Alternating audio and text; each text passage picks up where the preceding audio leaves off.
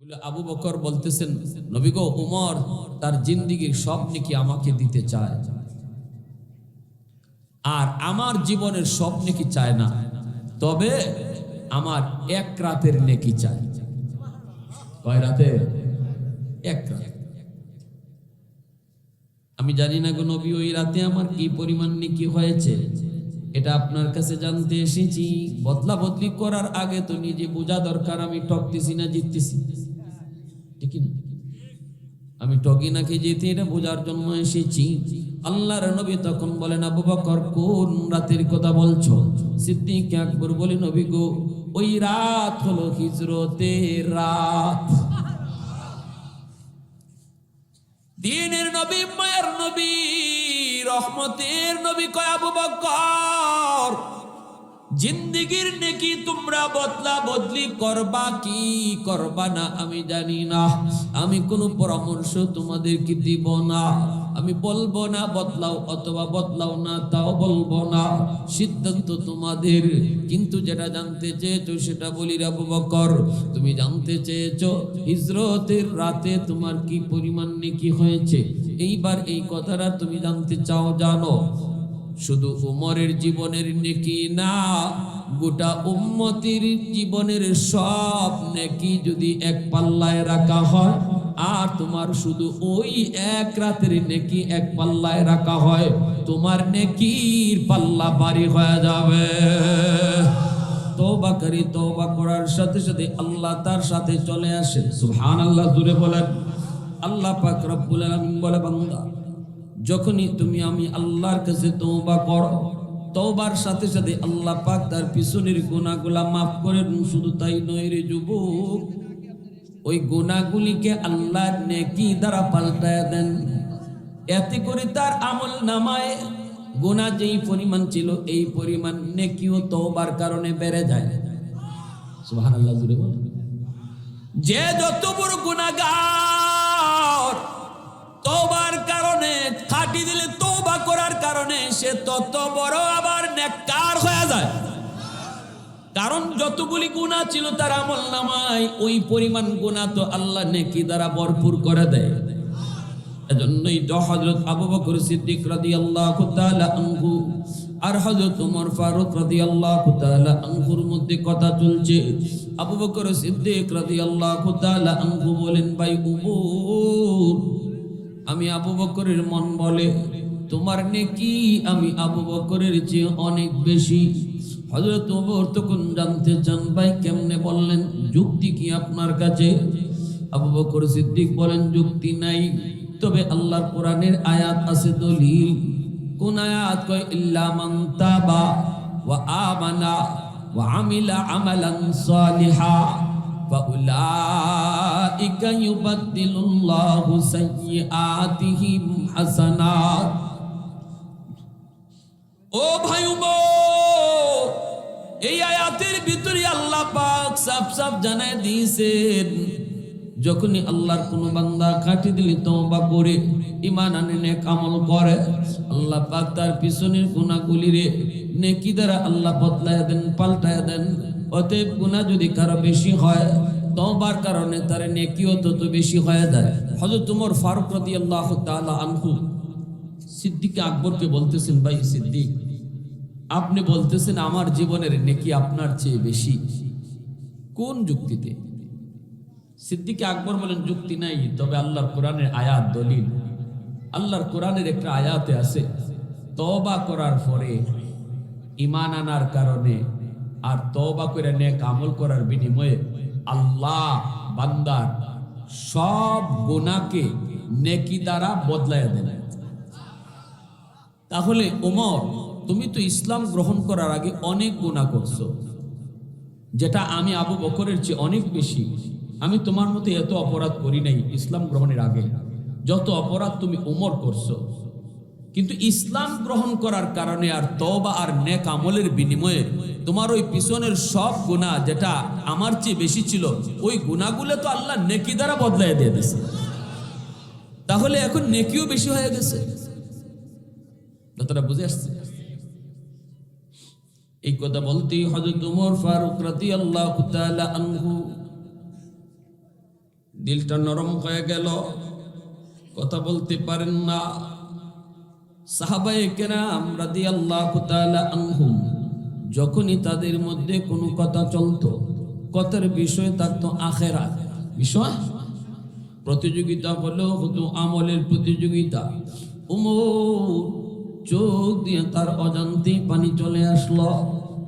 উমর চোখের পানি মুছেন আর বলেন, ভাই আবু বকর, যদি আমি উমরের জিন্দেগির সব নেকি, আমি উমরের জিন্দেগির নেকি যদি তোমার চেয়ে বেশি হয়, তাহলে আসো আমরা জীবনের নেকি বদলা বদলি করি। এ ভাই আবু বকর, আমি উমর আমার জিন্দেগির সব নেকি তোমাকে দিয়ে দেব, বিনিময়ে শুধু তুমি আমাকে এক রাতের নেকি দিবা। তোমার জিন্দেগির নেকি আমাকে দেওয়া লাগবে না, মাত্র একটা রাতের নেকি তুমি আমাকে দিবা। আমি উমর আমার জীবনের সব নেকি তোমাকে দিয়ে দিব। এই কথা বলতেই সিদ্দিকে আকবর বলে, রে উমর, এটা কোন রাতের কথা তুমি বলছ? সাথে সাথে হযরত উমর চোখের পানি মুছে আর কয়ে, ভাই আবু বকর, ওই রাত হলো আমার মায়ার নবীর সাথে হিজরতের রাত। যেই রাতের অপেক্ষায় 40টা রাত তুমি ঘুমাও নাই, বিছানায় তুমি পিঠ লাগাও নাই, বিছানায় তুমি পিঠ লাগাও নাই। কখন জানি আমার নবী আমাকে এসে ডাক দিবে। নবী গভীর রাতে যখন দরজার পাশে আইসা আস্তে করে তোমাকে ডাক দিলেন আবু বকর, সাথে সাথে তুমি দরজা খুলে দিলা। নবী তোমাকে জিজ্ঞেস করেছিলেন, আবু বকর, এত তাড়াতাড়ি কেমন করে দরজা খুলেছো? তুমি কি ঘুমাও নাই? সেই দিন তুমি বলেছিলে, নবী গো, আজ থেকে 40 দিন আগে আপনি ইশারা দিয়েছিলেন, ইশারা। আবু বকর প্রস্তুত তাইক, যে কোনো এক রাত তোমাকে নিয়ে আমি নবী হিজরত করব। ওই দিন থেকে আমি আবু বকর কোন রাতে বিছানায় পিঠ আমি লাগাই নাই গো নবী। এই চিন্তায় কখন জানি আপনি দরজার পাশে এসে ডাক দেন, আর আমার দরজা খুলতে দেরি হয়, এজন্য আমি বিছানায় পিঠ লাগাই না। জোরে কোন সুবহানাল্লাহ, আর একটু জোরে সুবহানাল্লাহ। सिद्दीक तेरा नाम से इस्लाम रहेगा, सिद्दीक तेरा नाम से इस्लाम रहेगा, दुनिया की सदाकत में तेरा नाम रहेगा, दुनिया की सदाकत में तेरा नाम रहेगा, फारूक तेरा नाम से इस्लाम रहेगा, दुनिया की अदालत में तेरा नाम रहेगा, दुनिया की अदालत में तेरा नाम रहेगा, उस्मान तेरा नाम से इस्लाम रहेगा, दुनिया की सखावत में तेरा नाम रहेगा, हैदार तेरा नाम से इस्लाम रहेगा, दुनिया की शजाअत में तेरा नाम रहेगा। मोहब्बतेर साथे बोलें अल्लाहु अकबर, আর একটু জোরে আল্লাহু আকবার। এজন্য বলি যুবক, একটু দিলটা নরম করে কথাগুলি শুনো। কে সেই আবু বকর, যেই আবু বকর তোমার আমার নবীর জন্য 40টা রাত তিনি বিছানায় পিঠ লাগান নাই?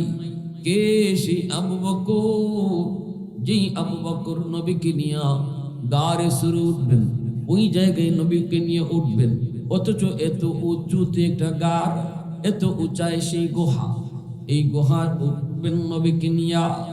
পাহাড়ের নিচে যেই আবু বকর বলতেছেন, নবী গো, এই গুহায় আপনার উঠা বড় কষ্ট হয়ে যাবে গো নবী, আপনি পাহাড় বেয়ে বেয়ে উঠতে পারবেন না, আপনি আমি আবু বকরের পিঠে উঠে আর আমি আপনাকে পিঠে নিয়ে নিয়ে পাহাড় বেয়ে বেয়ে গুহায় পৌঁছব।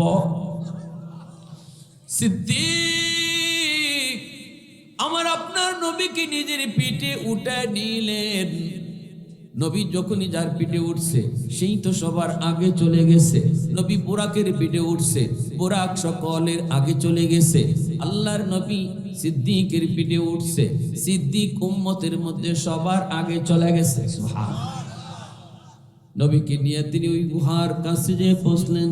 ওই গুহার কাছে পৌঁছেই তিনি বলতেছেন, নবী গো, এই গুহায় আপনি আগে ঢুকবেন না গো নবী, আমি আগে ঢুকব, একটু যায় দেখব গুহার ভিতরটা সেটা নিরাপদ কিনা। হিংস্র কোনো জীব জানোয়ার যদি থাকে আমার ক্ষতি হলে অসুবিধা নাই, কিন্তু যদি আপনার কোনো ক্ষতি হয় তাহলে আমরা উম্মত হালাক হয়ে যাব।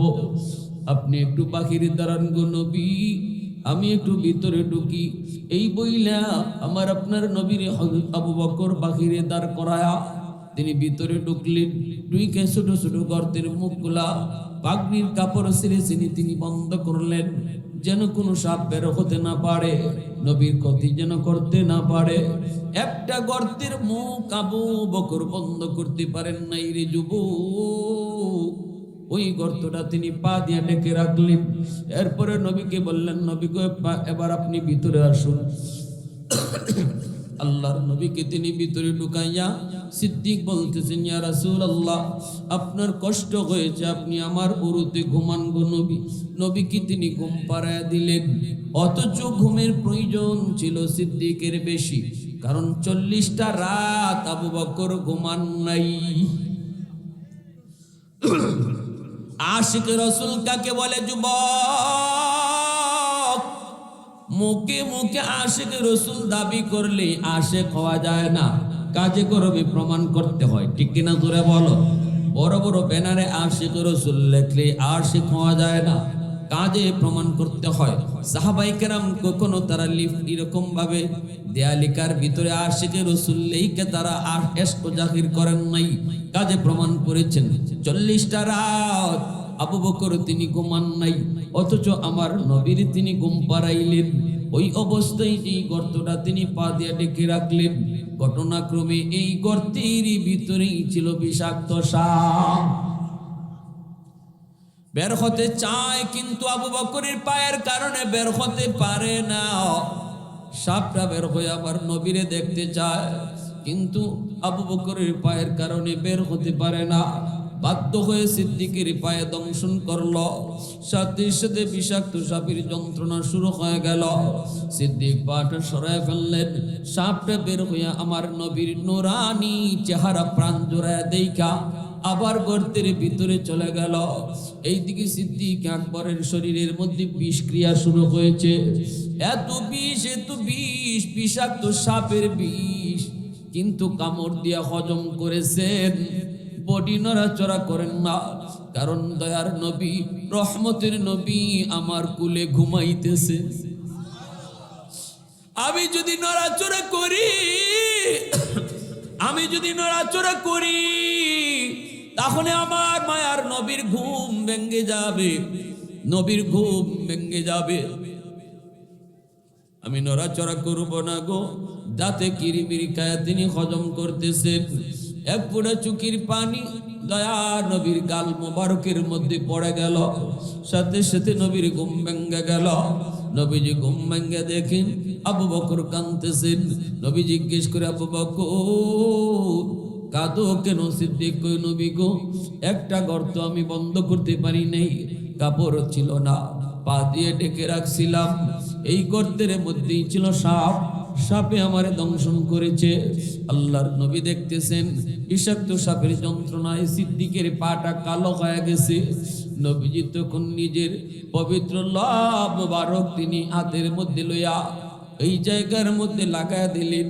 আমার নবীর লবের মধ্যে কি পরিমাণ অ্যান্টিভাইরাস আল্লাহ রেখে দিয়েছেন, কি পরিমাণ অ্যান্টিবায়োটিক নবীর লব লাগাইতে দেরি, বিষাক্ত সাপের বিষ পানি হতে দেরি হয় না। নবী বলে, রে আবু বকর, আমাকে কেন তুমি ডাক দেও নাই? সিদ্দিক আকবর চোখের পানি মুছেন আর বলেন, নবী গো, আমি যদি নড়াচড়া করি তাহলে আপনার ঘুম ভাঙবে, ঘুম ভাঙলে কষ্ট হবে। সাথে সাথে নবীজি ওই সাপরে ডাক দিলেন, সাপরে তুই বের হ, একটু বল, তাড়াতাড়ি বল, কেন আমার আবু বকরের পায়ে তুমি কামড় দিছো? সাথে সাথে সাপের জবান খুলে দিলেন কে? একটু জোরে আওয়াজ দিয়া বলেন কে? এই ক্ষমতা আল্লাহর আসেনি না নাই? হ্যাঁ, আল্লাহ চাইলে সাপের জবান খুলে দিতে পারে, পাথরের জবান খুলে দিতে পারে, গাছের জবান খুলে দিতে পারে, আর আল্লাহ চাইলে মানুষের জবান কেড়ে নিতে পারে। আর রহমান আল্লামাল কুরআন খালাকাল ইনসান আল্লামাহুল বায়ান, কথা বলার শক্তি দেন আল্লাহ। সাথে সাথে আল্লাহ ওই সাপের জবান খুলে দিলেন।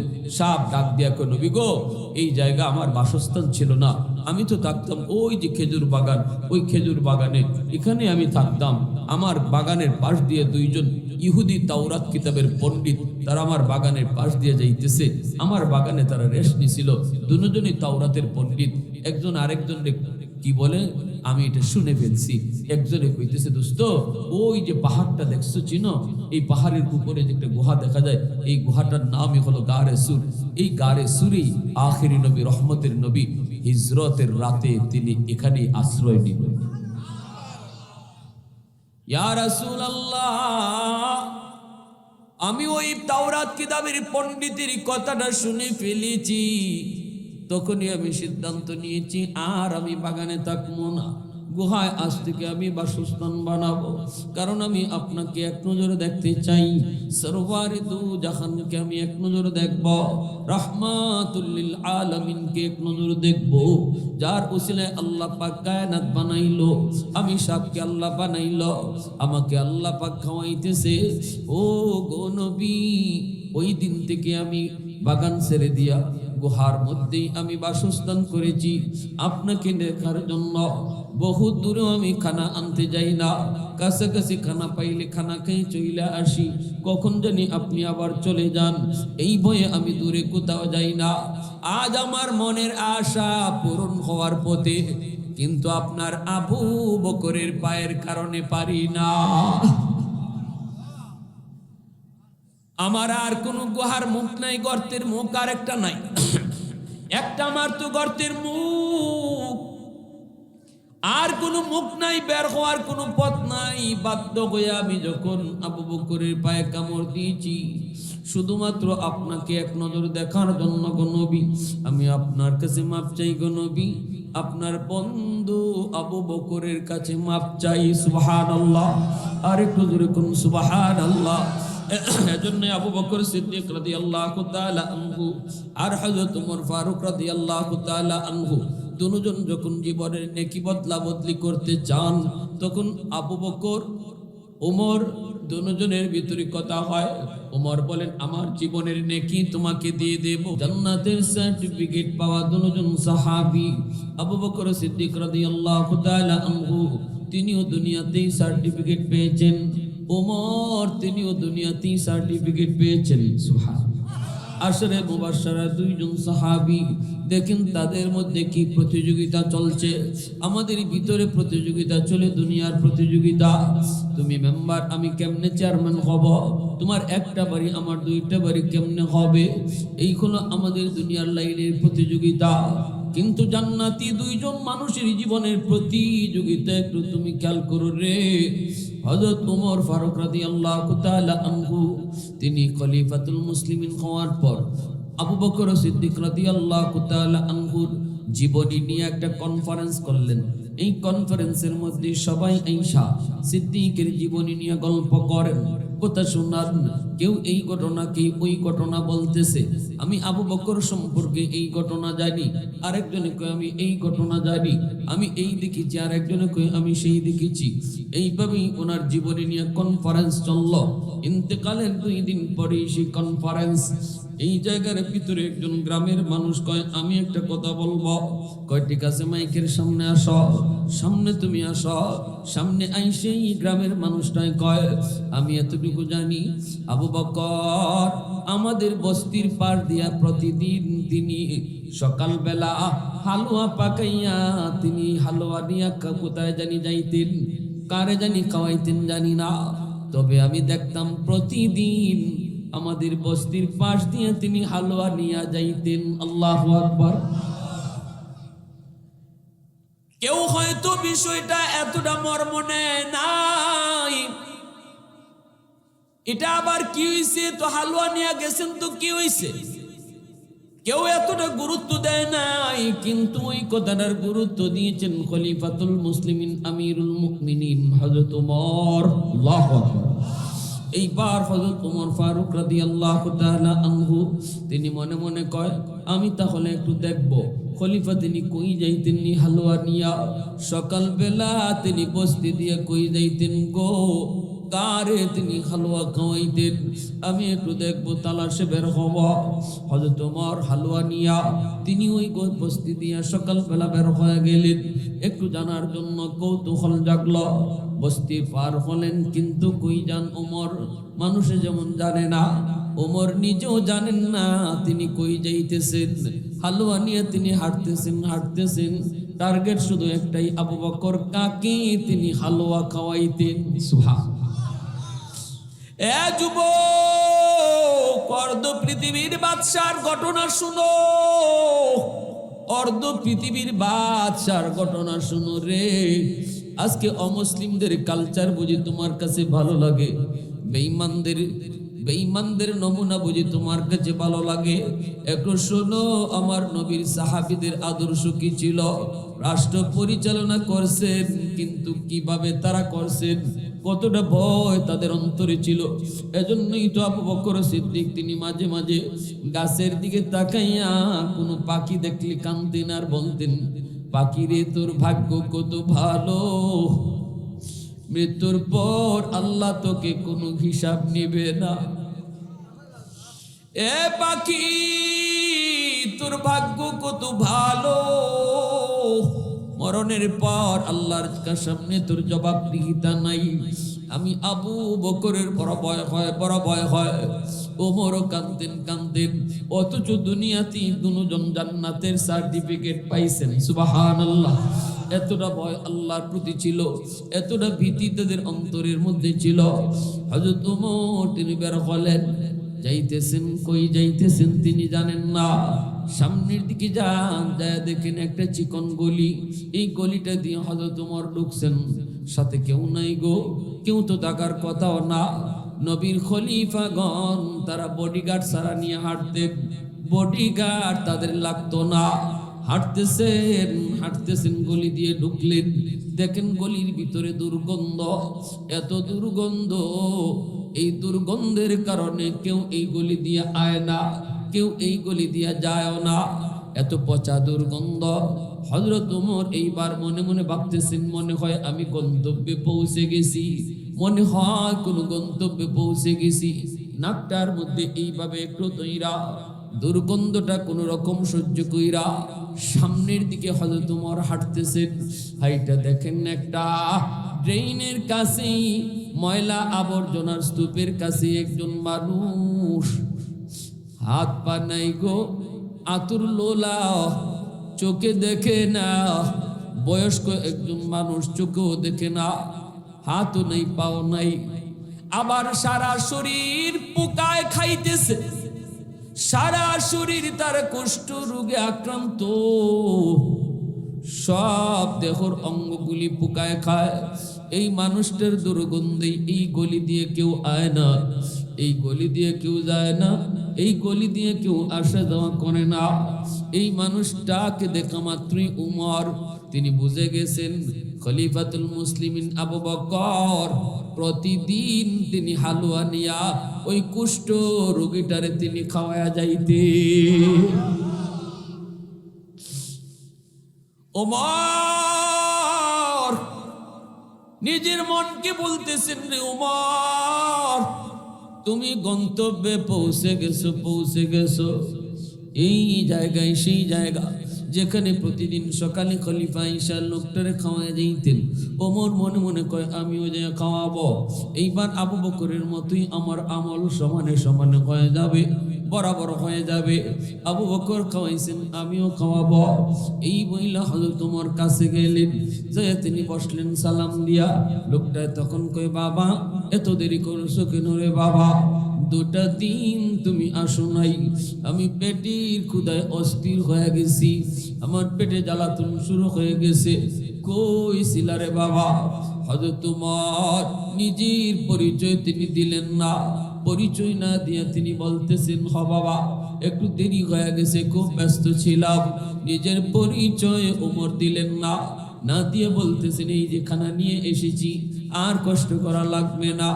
এই বইলে ওমর হালুয়াটা তিনি চামচের মধ্যে লইয়া যখন বলছেন একটু হা কর, লোকটা যখন হা করছে গো, ওমর যখন চামচটা মাত্র তার মুখে দিছেন, সাথে সাথে লোকটা চিৎকার দিয়া কই, বাবা তুমি আমার আগের বাবা নও, তুমি কে? তাড়াতাড়ি কও। আওয়াজ দিয়া বলো সুবহানাল্লাহ। আলহামদুলিমান কদ্দারা খাইরান ওয়া খাবালা,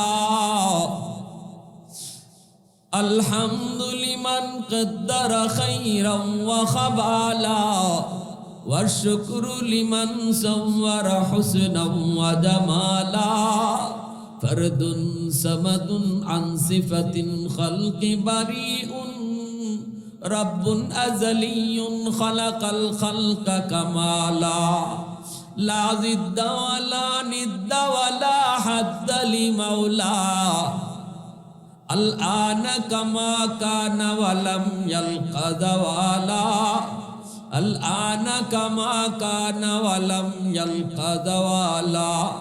মুহাব্বতের সাথে কোন আল্লাহু আকবার, আর একটু জোরে আল্লাহু আকবার। সাথে সাথে লোকটা কই, কে গো তুমি? তুমি আমার সেই বাবাজি নও, কে তুমি? একটু তাড়াতাড়ি কও। এই কথা বলতে ওমর তিনি ভয় পেয়ে গেছেন, লোকটার চিৎকার শুনে ভয় পেয়ে গেছেন। ওমর বলতেছেন, তুমি কেমনে বুঝলা আমি তোমার ওই বাবাজি না? কেমনে তুমি বুঝলা? কেমনে তুমি চিনলা? তখনই কয়, আমি বুঝে গেছি। বোঝার কারণ হলো আমার ওই বাবাজি কোনো দিন আমাকে চামচ দিয়া খাওয়ায় নাই।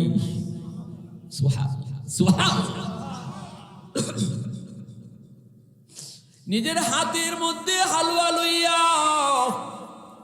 হাতের মধ্যে হালুয়া লইয়া আমাকে সে খাওয়া দিত রে। একদিন তার নখ লাগছে আমার জামিতে, আমার জামিটাও পচে গেছে, পোকায় আমার দাঁতের জামিটাও খেয়ে ফেলছে। এই পচা জায়গার মধ্যে যখন তার নখটা লাগছে, আমি চিৎকার দিয়ে উঠছিলাম। এরপর থেকে কোনোদিন হাতেও আমার খানা খাওয়াইতো না, বরং নিজের জিহ্বাটারে চামচ বানাইয়া এই জিহ্বাটা আমার মুখে ঢুকা দিত। একটু জোরে আওয়াজ দিয়ে কওনা সুবহানাল্লাহ। এ দুনিয়ার বেঈমানের দল, একজন শাসকের এমন দৃষ্টান্ত তোমরা দেখাও, এমন একজন শাসকের দৃষ্টান্ত দেখাও। আমরা মুসলমান দৃষ্টান্ত দেখাইতে পারি। নবীর খলিফার আদর্শ যদি এত সুন্দর হয়, আমার নবীর আদর্শ কত সুন্দর, জোরে কোন সুবহানাল্লাহ।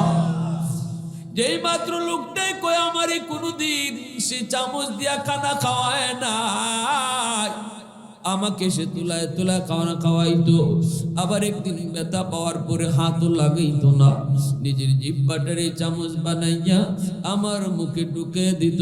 অথচ আমার মুখের ভিতরে কত দুর্গন্ধ, আমার মুখটা পর্যন্ত পয়সা গেছে, এগুলা কোনো কিছুই তার নাকে লাগতো না। আমি তারে কত জিজ্ঞেস করেছি তার পরিচয়, কোনো দিন তার পরিচয়টা আমারে দেয় নাই রে বাবা, কোনদিন তার পরিচয়টা আমার দেয় নাই। এই কথা বলতে হযরত ওমর চোখ থেকে দর দর করে পানি পড়ে, সিজদায় পড়ে ওমর কান্দের, কই মালিক আমি তোমার আবু বকরের মতো হতে পারলাম না, আমি তোমার আবু বকরের কাছেও যেতে পারলাম না।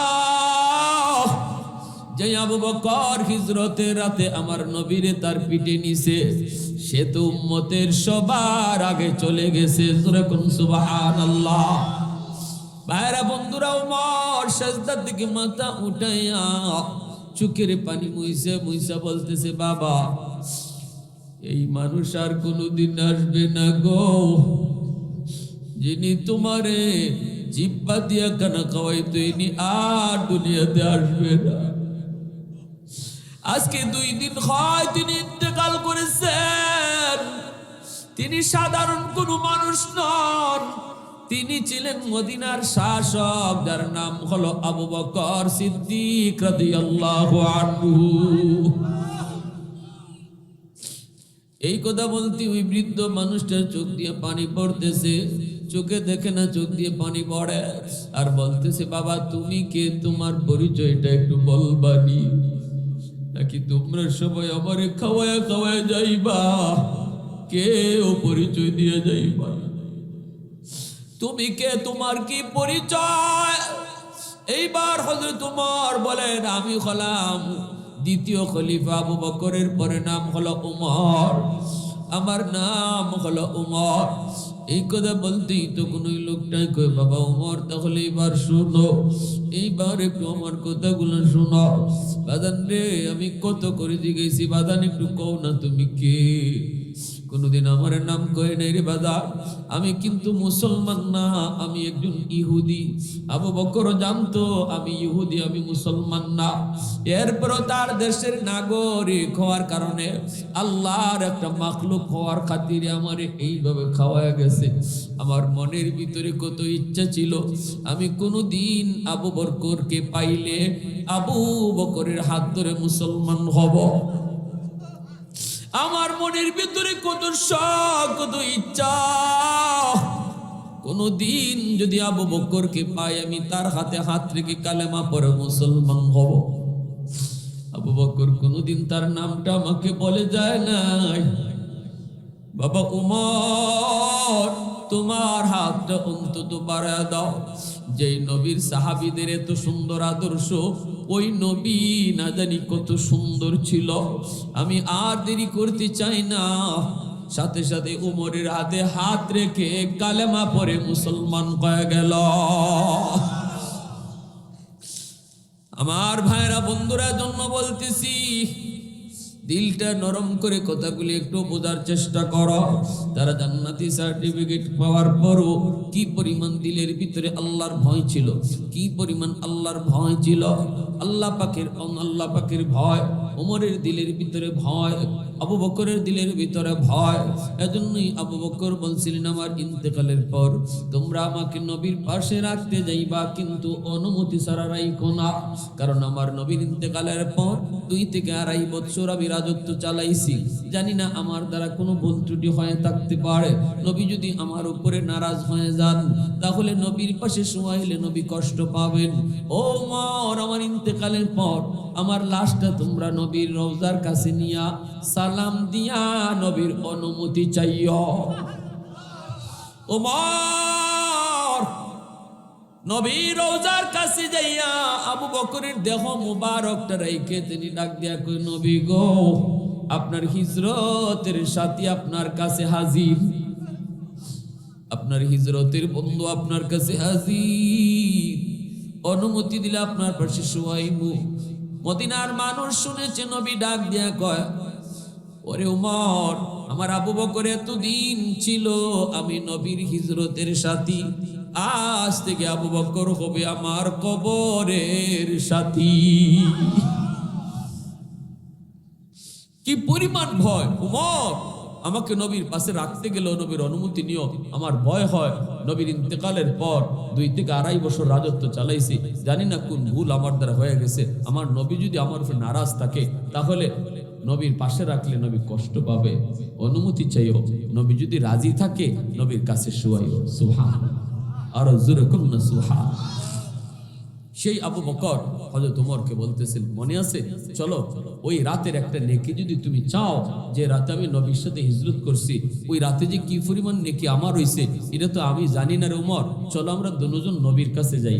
এইবার দুজন আসছেন আল্লাহর নবীর কাছে, দুইজনে জীবনের নেকি বদলা বদলি করবেন। কিন্তু আবু বকর নবীর কাছে জানতে চান ওই রাতে কি পরিমাণ নেকি হয়েছে। দুজন নবীর কাছে আসলেন। আল্লাহর নবীর সাথে আবু বকর এবং ওমরের সম্পর্কটা কি জানেন আপনারা? শ্বশুর জামাই, জানেননি? হ্যাঁ, আবু বকরও শ্বশুর, হযরত ওমরও শ্বশুর, নবী হলেন জামাই। নবীজি নবীজি আমাদের সিলেটি ভাষায় কয় দামান। সিলেটি ভাষায় জামাইরে কি কয়? দামান কয়। আবু বকর সিদ্দিক রাদিয়াল্লাহু তাআলা আনহুর মেয়ে আম্মাজান আয়েশা সিদ্দিকা রাদিয়াল্লাহু তাআলা আনহা আমার নবীর পবিত্র বিবি। কথা বুঝে আসছে? আর হযরত ওমর রাদিয়াল্লাহু তাআলা আনহুর মেয়ে হযরত হাফসা রাদিয়াল্লাহু তাআলা আনহা, তিনিও আমার নবীর পবিত্র একজন বিবি। এই হিসাবে দুজন নবীর বন্ধুও, আবার দুইজন নবীজির শ্বশুরও। আল্লাহ নবীর কাছে জামাইয়ের কাছে দুইও শ্বশুর এসে হাজির। নবী বলতেছেন, কি ব্যাপার দুজন একসাথে, মামলা কিসের? মামলা তো মনে হয় খুব জটিল মামলা, ঘটনা কি? আবু বকর সিদ্দিক বলে, ইয়া রাসূলুল্লাহ, মামলা জটিলই, আপনার কাছে আইছি সমাধানের জন্য। নবী বলেন, কি মামলা বলো? বলে আবু বকর বলতেছেন, নবী গো, ওমর তার জিন্দেগীর সব নেকি আমাকে দিতে চায়, আর আমার জীবনের সব নেকি চায় না, তবে আমার এক রাতের নেকি চাই। কয় রাতে? এক রাত। আমি জানি না গো নবী, ওই রাতে আমার কি পরিমাণ নেকি হয়েছে, এটা আপনার কাছে জানতে এসেছি। বদলা বদলি করার আগে তো নিজে বোঝা দরকার, আমি ঠকতেছি না জিততেছি, ঠিক না? আমি টকি নাকি জিতি, এটা বোঝার জন্য এসেছি। আল্লাহর নবী তখন বলেন, আবু বকর কোন রাতের কথা বলছো? সিদ্দিক আকবর বলে, নবী গো, ওই রাত হলো হিজরতের রাত। দ্বীনের নবী, মায়ের নবী, রহমতের নবী কয়, আবু বকর, জিন্দেগীর নেকি তোমরা বদলা বদলি করবা কি করবা না আমি জানি না, আমি কোনো পরামর্শ তোমাদেরকে দিব না, আমি বলবো না বদলাও অথবা বদলাও না তাও বলবো না, সিদ্ধান্ত তোমাদের। কিন্তু যেটা জানতে চেয়েছো সেটা বলি, আবু বকর, তুমি জানতে চেয়েছো হিজরতের রাতে তোমার কি পরিমাণ নেকি হয়েছে। এইবার এই কথাটা তুমি জানতে চাও, জানো শুধু উমরের জীবনের নেকি না, গোটা উম্মতির জীবনের সব নেকি যদি এক পাল্লায় রাখা হয়, আর তোমার শুধু ওই এক রাতের নেকি এক পাল্লায় রাখা হয়, তোমার নেকির পাল্লা ভারী হয়ে যাবে।